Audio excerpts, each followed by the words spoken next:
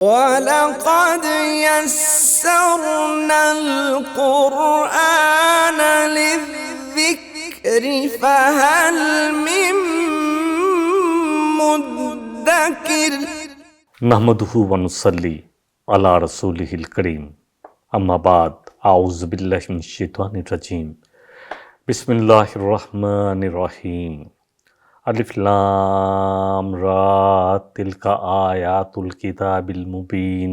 الف لام را حروف مقاطعات جن کو قطع کر کے پڑھا جاتا ہے۔ تل کا، یہاں کیونکہ آیات کی بات کی گئی ہے، تل کا آیات یہ آیات ہے، نشانیاں ہیں۔ الکتاب، الکتاب یعنی قرآن کریم کی۔ الف لام معرفہ کے لیے آتا ہے، کس چیز کو خاص کرنے کے لیے، خاص کتاب جو اللہ سبحانہ وتعالیٰ کی طرف سے نازل ہوئی ہے۔ الکتاب قرآن، المبین جو واضح ہے، بین ہے، ہر چیز کو واضح کرنے والی، اور خود اپنی ذات میں یہ کتاب واضح ہے، مبین ہے۔ اللہ اکبر۔ حروف مقاطعات، اس پہ ہم کافی الحمدللہ، اگر کوئی دیکھنا ہو تو میں نے اس پہ کافی ایک پورا پروگرام جو ہے سورہ البقرہ کے شروع میں کیا تھا۔ اس کا حقیقی مفہوم تو اللہ سبحانہ وتعالیٰ جانتے ہیں۔ مبین جو ہے واضح کرنے والی، جو حق اور باطل کو واضح کرتی ہے۔ کسی چیز کو جانچنا ہو نا، تو اس کے درمیان ایک چیز مبین جو ہے، بین جو ہے، واضح کرنے والی۔ بین کا لفظ بھی جو ہمارا اردو میں استعمال ہوتا ہے کہ دو ٹیموں کے درمیان جو میچ ہے یا مقابلہ ہے، اس کے لیے بھی یہ لفظ وہیں سے ہے، عربی سے ہی آیا ہے۔ یعنی دو ٹیموں کا جب مقابلہ ہوگا تو کون سی چیز زیادہ واضح ہے یا کس کی جو ہے پتہ زیادہ واضح ہے، وہ واضح ہو جاتی ہے۔ بہرحال مبین جو ہے بہت زیادہ واضح کرنے والی، ہدایت دینے والی کتاب۔ سورہ یوسف کی ابتدا اسی آیت سے ہوئی ہے، اور یہ قصہ اور یہ سورہ یوسف اللہ اکبر واضح ہدایت بخش کلام ہے۔ یعنی یہ جو اللہ سبحانہ وتعالیٰ، کیونکہ آگے اللہ سبحانہ وتعالیٰ جو قصہ بیان کر رہے ہیں، احسن القصص کہا گیا، بہترین قصوں میں سے قصہ، اس کی بات آئے گی۔ آیت نمبر 2 لے لیتے ہیں۔ اِنَّا أَنزَلْنَاهُ قُرْآنًا عَرَبِيًّا، اللہ فرما رہے ہیں کہ ہم نے اس قرآن کو عربی زبان میں نازل کیا۔ کس نے نازل کیا؟ اِنَّا، بے شک ہم نے، أَنزَلْنَاهُ، بے شک ہم ہی نے نازل کیا اس کو، قرآنًا عربیًّا لَعَلَّكُمْ تَعْقِلُونَ، عربی قرآن بنا کے تاکہ تم عقل سے کام لو۔ عقل سے کیا کام لینا ہوتا ہے؟ سوچ بچار کرو، سوچو کہ یہ کتاب کیا چاہتی ہے، سوچو کہ اس کے کامات میں کتنی حکمت ہے، سوچو کہ یہ کن چیزوں سے منع کر رہی ہے اور کن چیزوں کو کرنے کے لیے کہہ رہی ہے۔ اللہ سبحانہ وتعالیٰ فرما رہے ہیں کہ قرآن کو عربی زبان میں نازل کیا تاکہ مخاطبین آسانی سے سمجھ سکیں اور یقین جانیں۔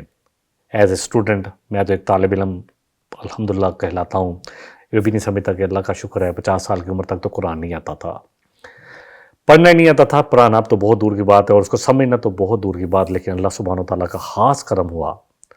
وَلَقَدْ يَسَّرْنَا الْقُرْآنَ لِلذِّكْرِ فَهَلْ مِن مُّدَّكِرٍ، سورہ القمر، سورہ نمبر 54، آیت 17، 22، 32، 40۔ یہی تھیم ہے اس پروگرام کی، قرآن آسان۔ اور جب قرآن کو پکڑا تو پتہ چلا کہ یہ تو سب سے آسان ہے۔ انگلش پڑھتے رہے، فزکس پڑھی، کیمسٹری پڑھی، اور بھی بہت ساری جو پڑھی، باہر جاتا رہا، انگلش بولتے ہیں لیکن ڈیفینیٹلی وہ گرامیٹکلی تو نہیں بولتے، وہاں آسان لگتا ہے بولنا۔ لیکن جب میں نے عربی پڑھی اور تھوڑے عرصے کے بعد سمجھ میں آئی کہ قرآن کی لینگویج تو سب سے زیادہ آسان ہے، اور اللہ سبحانہ وتعالیٰ نے کہا بھی ہے، جیسے میں نے آیت پڑھی کہ ہم نے اس قرآن کو سمجھنے کے لیے، ہدایت کے لیے آسان کیا ہے، جو کوئی نصیحت پکڑے، ہے جو کوئی ہدایت پکڑے۔ تو یہاں اللہ سبحانہ وتعالیٰ یہی کہہ رہے ہیں کہ اشارہ یہی ہے کہ مخاطبین آسانی سے کچھ سمجھ سکیں۔ قرآن کا اصل مقصد صرف تلاوت نہیں ہے، بلکہ فہم، غور و فکر، اس کو اپنے اندر جذب کرنا اور اس کو اپنے اعمال میں لے کر آنا۔ عربی زبان کی فصاحت اور بلاغت کے ذریعے قرآن کا پیغام اللہ سبحانہ وتعالیٰ نے واضح کیا ہے۔ اس لیے ایسے مسلم میں سمجھتا ہوں قرآن کو اس کی لینگویج میں پڑھنا صحیح طریقے سے۔ کچھ لوگ صرف عربی ہی پڑھتے رہتے ہیں اور کچھ کہتے ہیں کہ عربی ہم ترجمہ پڑھ لیں گے، چلو بات سمجھ میں آ جائے۔ اللہ سبحانہ وتعالیٰ ہم سب کو توفیق دے۔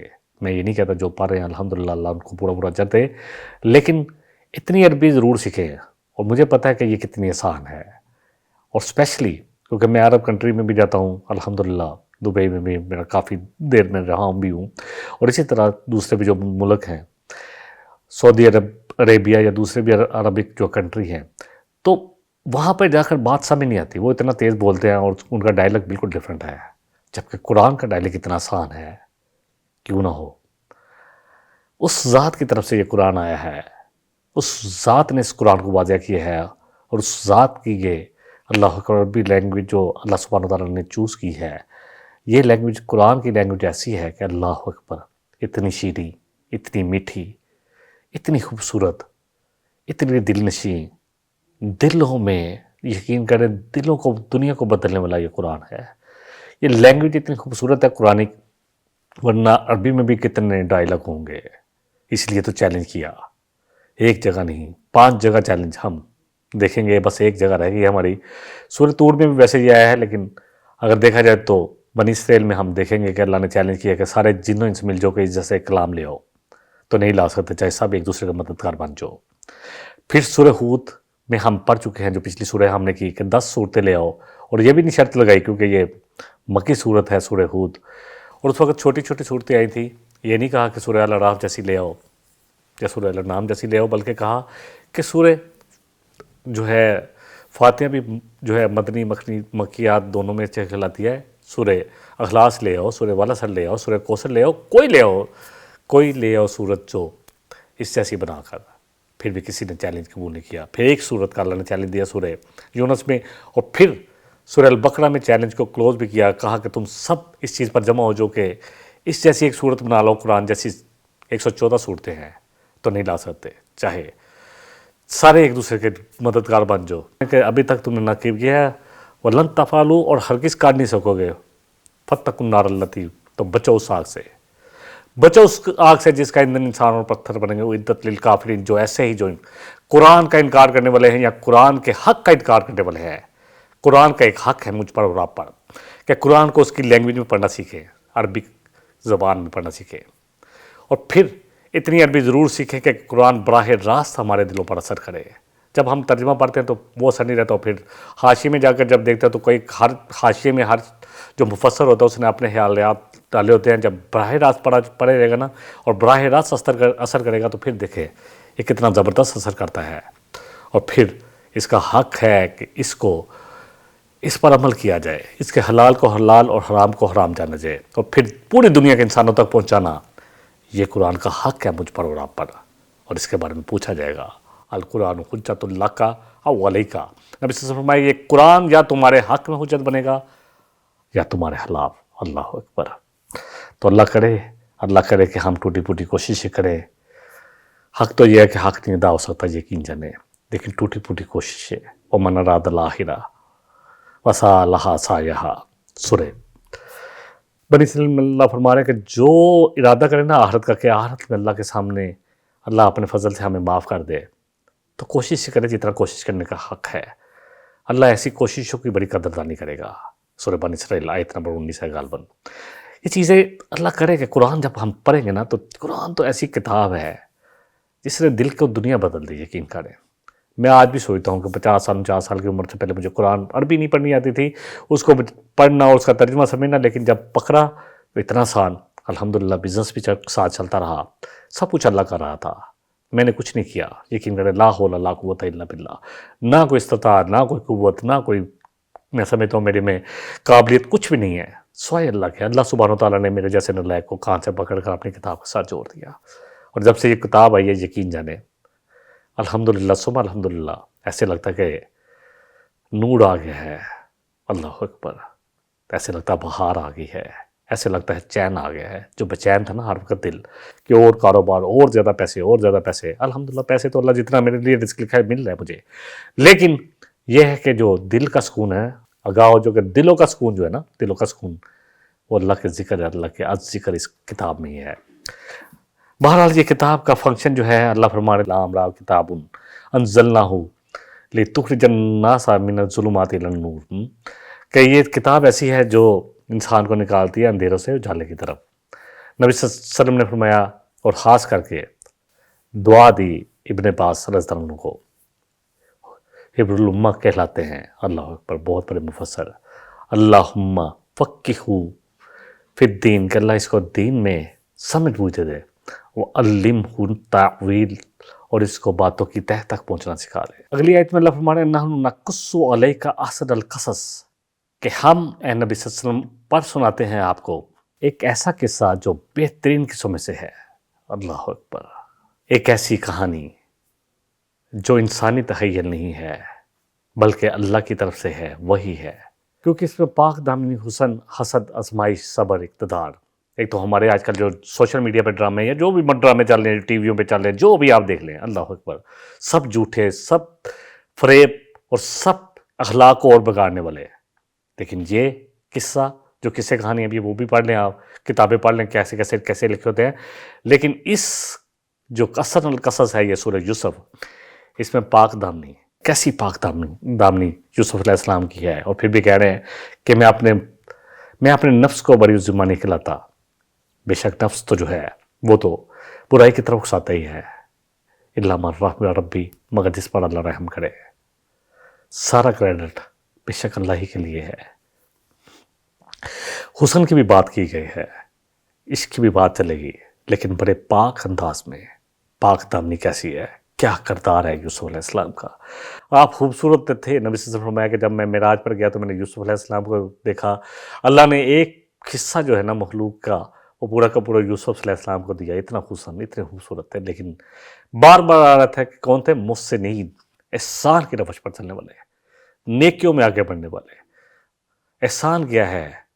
نیکیوں کے عروج تک پہنچ جانا۔ احسان کیا ہے؟ بھائیوں نے برا کیا ان کے ساتھ اچھا کرنے والے، یہ ہے محسنین، جو برا کرتے ہیں اس کے ساتھ بھی اچھا کرتے ہیں، اللہ اکبر۔ حسد، آزمائش، صبر، اقتدار، معافی، درگزر اور توحید، سب کچھ ملے گا ہمیں سورہ مبارکہ میں انشاءاللہ شروع کر رہے ہیں تو ساتھ ساتھ، اور قرآن کا سب سے خوبصورت و مکمل اور سبق آموز قصہ اس میں بیان کیا گیا ہے۔ مطلب اتنی پوری ایک صورت پوری کی پوری ایک ہی بات پر، ایک ہی شخص پر جو پوری کی پوری ہے، اور اس میں پورے کا پورا ایک قصہ ہے یوسف علیہ السلام کا، بڑا خوبصورت قصہ جو ہمیں ہلاکیات میں سمجھائے گا، جو ہمیں پاک دامن کیسے رہنا ہے وہ بھی سمجھائے گا، جو یہ بھی بتائے گا کہ توحید پر کیسے جمے رہنا ہے، جو یہ بھی بتائے گا، اللہ اکبر، ہم پڑھیں گے اس صورت میں کہ اللہ نے کیسے کیسے مدد کی یوسف علیہ السلام کی، مکمل اور سبق آموز قصہ۔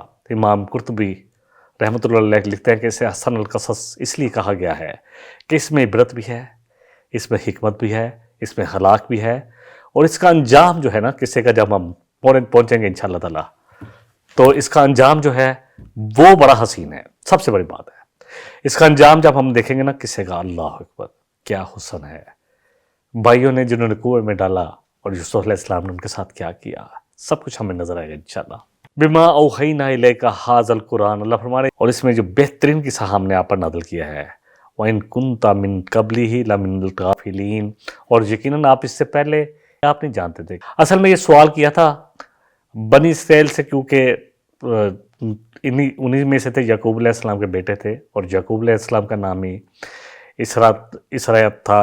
اسرا اصل میں کہتے ہیں بندے کو عبرانی زبان میں، اور ایل جو ہے وہ آ جاتا ہے بندے کے لیے، اسرائیل جو ہے وہیں سے وہ بنے، یعنی ان کا نام لقب جو تھا اسرائیل تھا۔ تو ان کے بیٹے تھے یوسف علیہ السلام۔ تو یہ قصہ جو ہے، اللہ اکبر، جب جیسے جیسے ہم پڑھیں گے نا تو ہمیں اس میں قصے میں اتنی خوبصورت چیزیں ملیں گی، اور اتنا خوبصورت لگے گا کہ جیسے ہم بہت ساری جو دیکھتے ہیں نا کہ سٹوریز پڑھتے ہیں جو بہت خوبصورت ہوتی ہے، لیکن یہاں اخلاقیات ہمیں لگے گا کہ یہ ہے اخلاقیات۔ اگر کوئی کہانی پڑھنی ہے، ہم نے قصہ پڑھنا ہے، تو سورہ یوسف پڑھیں۔ کیا کردار پیش کیا اللہ سبحانہ و تعالیٰ نے، یوسف علیہ السلام کا کس پرسنالٹی کے حامل تھے۔ بھائی ظلم کر رہے ہیں تو ان کے ساتھ محبت کر رہے ہیں، اللہ اکبر، کیا کیا گزری، لیکن ایک لفظ کہہ کہ آج کے دن تم پر کوئی پکڑ نہیں، اور اللہ سے مغفرت مانگی کہ اللہ تمہیں معاف کر دے۔ انشاءاللہ ہم پڑھیں گے تو ساری چیزیں اور بھی کریں گے۔ اللہ سبحانہ وتعالیٰ یہاں بار فرمانے کہ یہ ہم نے اس قرآن میں نازل کیا ہے، آپ اس کے بارے میں نہیں جانتے تھے، یعنی یہ قصہ براہ راست اللہ کی طرف سے ہے، اس میں کسی قسم کی کمی پیشی نہیں ہے۔ اصل میں بنی اسرائیل نے جو یہود تھے مدینے میں، کیونکہ جو مشرکین مکہ تھا ان کا تعلق بھی تھا، تو کچھ سوالوں کے بارے میں کہا تھا. ایک یہ کہ یوسف علیہ السلام مصر کیسے پہنچ گئے کنعان سے. اسی طرح پوچھا گیا تھا سورہ کہف کے جو سوالات ہیں وہ بھی انہوں نے کچھ پوچھا تھا کہ ذوالقرنین کون تھا. تو انشاءاللہ تعالیٰ وہاں پر بات کریں گے. یہاں تو صرف اتنی بات کہ انہوں نے پوچھا تھا. تو اب اللہ سبحانہ و تعالیٰ نے آپ نبی صلی اللہ علیہ وسلم پر پورا قصہ، پورے اس کے حقائق پیش کر دیے کہ کیسے پہنچے تھے، کیسے کیسے کیا کیا ہوا یوسف علیہ السلام کے ساتھ. قصہ براہ راست اللہ کی طرف سے ہے، اس لیے اس میں کسی قسم کی کوئی تحریف، کوئی کمی بیشی نہیں ہے. اس سے پہلے تم ان باتوں سے بے خبر تھے. آپ صلی اللہ علیہ وسلم رسول امی تھے. نبی صلی اللہ علیہ وسلم نے کبھی بنی اسرائیل کی کوئی تاریخ سنی نہ پڑھی. یہ آپ کی صداقت اور نبوت کی صداقت کی کلی دلیل ہے، یقین کریں. عبداللہ بن مسعود رضی اللہ عنہ فرماتے ہیں قرآن میں سب سے حسین قصہ سورہ یوسف کا ہے، یعنی یوسف علیہ السلام کے بارے میں. یہ پوری سورہ جو ہے ہمیں لگے گی کہ ایک ہی پرسنالٹی پر، آخر میں جا کر تھوڑا سا جو آخری رکوع ہے وہ تھوڑا ڈیفرنٹ ہے، ورنہ پوری کی پوری یوسف علیہ السلام پر پوری کی پوری ہے یہ سورہ. اس قال یوسف لأبیہ یا ابتی انی رأیت احد عشر کوکبا والشمس والقمر رأیتہم لی ساجدین، کہ میں دیکھتا ہوں کہ 11 ستارے اور سورج اور چاند میرے آگے جھکے ہوئے ہیں. اب وہ 11 ستارے 11 بھائی تھے، سورج والد تھے یعنی حضرت یعقوب علیہ السلام، اور چاند والدہ، جہاں بعض کہتے ہیں کہ ان کی والدہ جو ہے وفات پا چکی تھی، تو خالہ نے پرورش کی تھی، اللہ عالم. سجدے سے مراد سجدہ تعظیمی ہے، یعنی عزت، تعظیم اور اطاعت کا اظہار. یہ خواب یوسف علیہ السلام کی نبوت کی ابتدائی علامت میں سے تھا. آئندہ ملنے والی عزت، اقتدار اور خاندان میں سربلندی کی خبر تھی اس میں. یہ خواب کئی سال کے بعد پورا ہوا، تقریباً 40 سال 35 سال لگے اس کو پورے ہوتے ہوتے. جب سب بھائی اور والدین یوسف علیہ السلام کے سامنے جو انہوں نے تعظیم کے ساتھ ان کے سامنے کھڑے ہوئے، والدین بھی اور وہ بھی، اللہ سبحانہ وتعالیٰ نے یہ سجدہ تعظیمی تھا، تعظیم کے لیے تھا، لیکن اس امت محمدیہ میں اس کو مطلقاً جو ہے وہ حرام ٹھہرا دیا گیا کہ اب کسی کے آگے نہیں سجدہ کیا جائے گا. جھکے یا سجدہ کیا وہ اللہ عالم. بہرحال اس کا ذکر سورہ کے آخر میں آئے گا کہ سارے کے سارے جب وہ تخت پہ اپنے ماں باپ کو بٹھایا اور پھر بھائی جو ہے وہ سب کے ساتھ تعظیم کے ساتھ انہوں نے سر جھکا لیے یا جھکے. اللہ اکبر، اللہ جانتے ہیں کیونکہ سجدے کا لفظ آیا ہے. نبی صلی اللہ علیہ وسلم نے فرمایا کہ اچھا خواب. اب خواب تو انہوں نے دیکھا تھا، اب خوابوں کے بارے میں ہم تھوڑی سی بات تو سمجھ لیتے ہیں. آپ نے فرمایا اچھا خواب اللہ کی طرف سے ہوتا ہے اور برا خواب شیطان کی طرف سے. یہ جو دیکھتے ہیں نا ہم پرگندہ خواب، کچھ خیالات ہوتے ہیں اور کچھ جو ہے اللہ نہ کرے کوئی شیطانی خیالات کو، کوئی بے حیائی والے خیالات کوئی آتے ہیں یا کچھ آتے ہیں، یہ شیطان کی طرف سے ہوتے ہیں. دیکھیں خواب جو ہے نا، خواب خود ہم ریڈی کر کے لوگوں کو بتانا چاہیے کہ میں نے یہ خواب دیکھا، یہ دیکھا اپنی، تاکہ فضیلت لوگوں پر ثابت کی جائے. یہ بھی غلط ہے. خواب جو ہے یہ نبی صلی اللہ علیہ وسلم نے فرمایا کہ یہ عام آدمی کو جو خواب آتا ہے یہ بھی نبوت کا 46واں حصہ ہے، جو نبی صلی اللہ علیہ وسلم نے فرمایا، صحیح بخاری کی حدیث ہے. تو بہرحال حضرت یوسف علیہ السلام کا خواب اللہ کی طرف سے بشارت تھا. نبی صلی اللہ علیہ وسلم نے فرمایا کہ نیک آدمی کا اچھا خواب نبوت کا 46واں حصہ ہوتا ہے، 46 پارٹ آف 46. بہرحال اب اس کو تھوڑا سا ہم قصے میں آگے چلتے ہیں. کالا یا بنیا، اب کیا کہا یعقوب علیہ السلام نے بات خواب، کیونکہ باپ کو سنایا تھا کہ ابا جان میں دیکھتا ہوں 11 ستارے اور سورج اور چاند میرے آگے جھکے ہوئے ہیں. تو کہا کالا یا بنیا، کہا ہے میرے بیٹے، لا تقصص یا کا، کہ تو اپنا یہ خواب جو ہے نا اپنے بھائیوں کو نہ بتائیں. یعقوب علیہ السلام سمجھ گئے تھے، کیونکہ وہ خود بھی نبی تھے، کہ یہ کوئی خام خواب نہیں ہے بلکہ مستقبل کی بہت بڑی عزت اور مقام کی خبر ہے. اس لیے محبت اور حکمت سے منع کیا کہ بھائیوں کو نہ بتانا، کیونکہ بھائی پہلے ہی حسد کا شکار تھے. یہ خواب ان کے حسد کو اور بھڑکا سکتا تھا، کیونکہ حسد، بغض، سازش یہ سب شیطانی ہتھ کنڈے تھے جو انسان کو اپنے ہی بھائی کے خلاف اکساتے ہیں. نبی صلی اللہ علیہ وسلم نے فرمایا کہ اچھے خواب جو ہے نا اللہ کی طرف سے ہوتے ہیں. بس جو بھی کوئی اچھا خواب دیکھے، کرنا کیا ہے خوابوں کے بارے میں، جو بھی کوئی اچھا خواب دیکھے نا تو اس کا ذکر صرف اس سے کرے جو اس کو لگتا ہے کہ یہ میرا ہمدرد ہے، عزیز ہے، جو مجھ سے محبت کرتا ہے. اور جب برا خواب دیکھے تو کیا کرنا ہے، اللہ کی پناہ میں آئے اس خواب کے شر سے اور شیطان کے شر سے، اور 3 دفعہ تھتکار دے ہلکا سا کر کے، اور کسی سے اس کا ذکر نہ کرے، بس اس کو کوئی نقصان نہیں ہوگا. اب یعقوب علیہ السلام نے اپنے بیٹے کو سمجھایا فقیدو لقا قیدا کہ مجھے خوف ہے کہ یہ تیرے خلاف کوئی نہ کوئی سازش کریں گے، آنے والے بڑے فتنے کی طرف اشارہ دے دیا، جو بعد میں کنویں میں ڈالا بھائیوں نے یوسف علیہ السلام کو ثابت ہو گیا اور غلام بنا کر بیچا ان کو یا بکے وہ مصر کے بازاروں میں۔ ان شیطان للانسان عدو مبین، بے شک شیطان جو ہے نا وہ انسانوں کے لیے کھلا دشمن ہے۔ دیکھیں شیطان تو اللہ سبحانہ وتعالیٰ نے قرآن میں کتنی جگہ کہا ہے ان الشیطان لکم عدو فاتخذوہ عدوا، کہ شیطان تمہارا کھلا دشمن ہے، بس اس کو اپنا دشمن سمجھ لو، تم کبھی تمہارا دوست نہیں ہو سکتا، چاہے جیسے مرضی تمہیں چکنی چپنی باتیں تمہارے دل میں ڈالے، کیونکہ نبی صلی اللہ علیہ وسلم نے فرمایا کہ شیطان ہمارے خون میں اس طرح ہمارے جسم میں اس طرح گردش کرتا ہے جیسے خون کرتا ہے، یقین جانے اتنا زیادہ دن رات وہ اپنے کام پر لگا ہوا ہے، شیطان کے چیلے چانٹے اپنے کام پر لگے ہوئے ہیں۔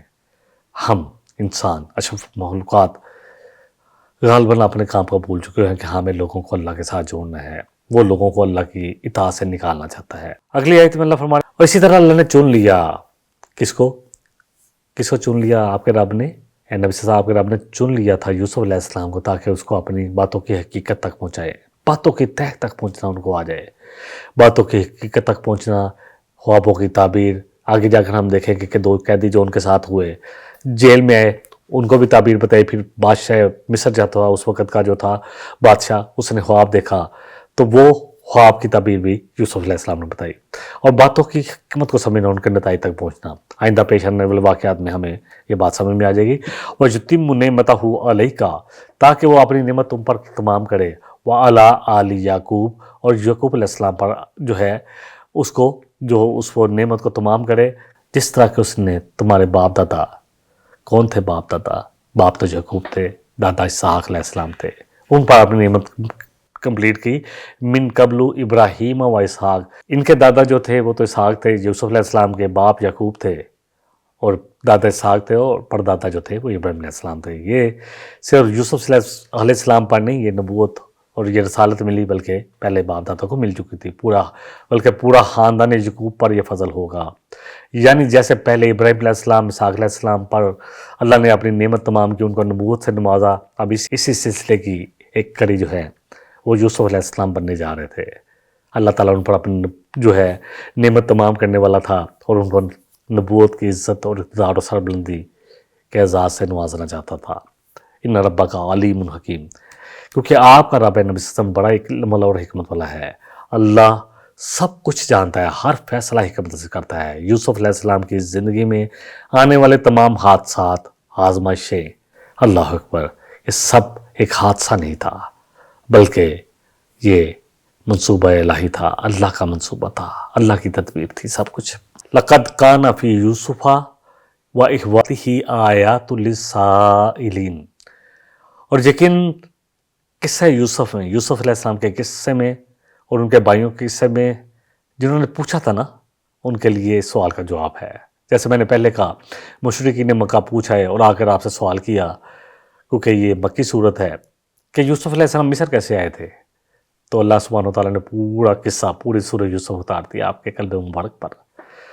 یوسف علیہ السلام اور ان کے بھائیوں کے واقعے میں عمران والوں کے لیے اور سوال کرنے والوں کے لیے اور ہدایت چاہنے والوں کے لیے بہت ساری نشانیاں ہیں، سبق، عبرتیں۔ یہ ایک محض قصہ نہیں ہے بلکہ توحید کا درس بھی اس سے ملے گا، صبر کی مثال بھی ملے گی، پاک دامنی کی مثال بھی اس میں ملے گی، حسد کا انجام بھی ہم دیکھیں گے اس میں، اللہ کے فیصلوں کی جو حکمت ہے وہ بھی ہم دیکھیں گے کہ کیا کیا حکمت تھی۔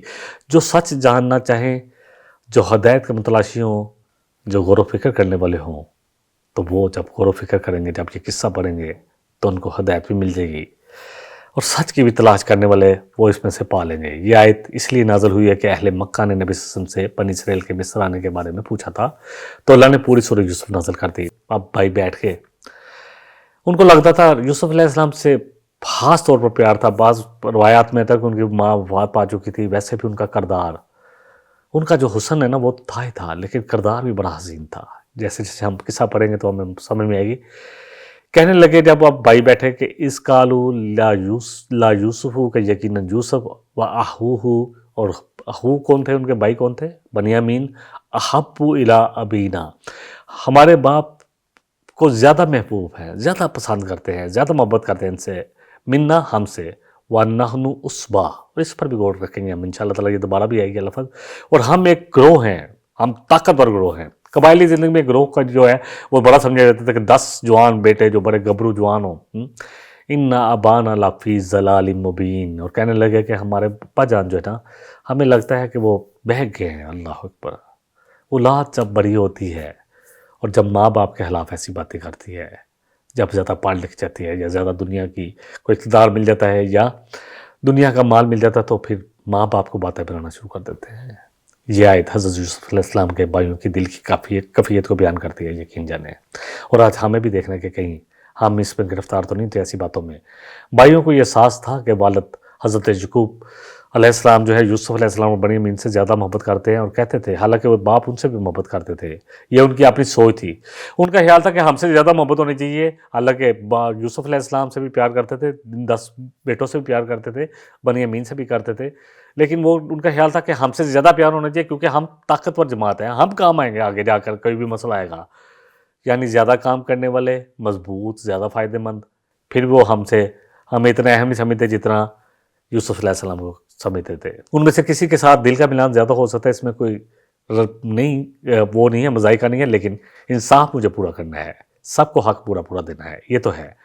بہرحال انہوں نے سمجھا کہ ہم بڑے طاقتور ہیں، اسی بنا پر انہوں نے حسد کیا، غلط فہمی میں کا شکار ہوئے اور اپنے والد پر نا انصافی کا الزام لگا دیا کہ ہمارے ابا جان جو ہے نا وہ زیادتی کر رہے ہیں، انصاف نہیں کر رہے ہیں. حالانکہ یعقوب علیہ السلام نبی تھے اور اللہ کے حکم سے محبت میں اعتدال رکھتے تھے. لیکن حسد انسانوں کو جو ہے نا اندھا کر دیتا ہے، اور یہ بغیر علم بڑوں کے اوپر اور نیک لوگوں پر الزام لگانا بہت بڑا گناہ ہے. اولاد کے درمیان محبت میں معمولی فرق بھی یہاں نظر آ رہا ہے، جو اگر کرتے بھی نا دل میں رکھیں یا لہذا کریں، جب آپ سامنے کریں گے تو فتنے اور حسد کا سبب ہوتا ہے. یہ اس قصے میں ہمیں نظر آ رہا ہے. یوسف علیہ السلام کے بھائیوں کا فتنہ حسد ہی سے شروع ہوا. آگے اس قصے میں کیا ہوا انشاءاللہ ہم اپنے اگلے پروگرام میں اس پر بات کریں گے. وآخر دعوانا ان الحمدللہ رب العالمین. إن هذا القرآن يهدي للتي هي أقوم ويبشر المؤمنين الذين يعملون الصالحات أن لهم أجرا كبيرا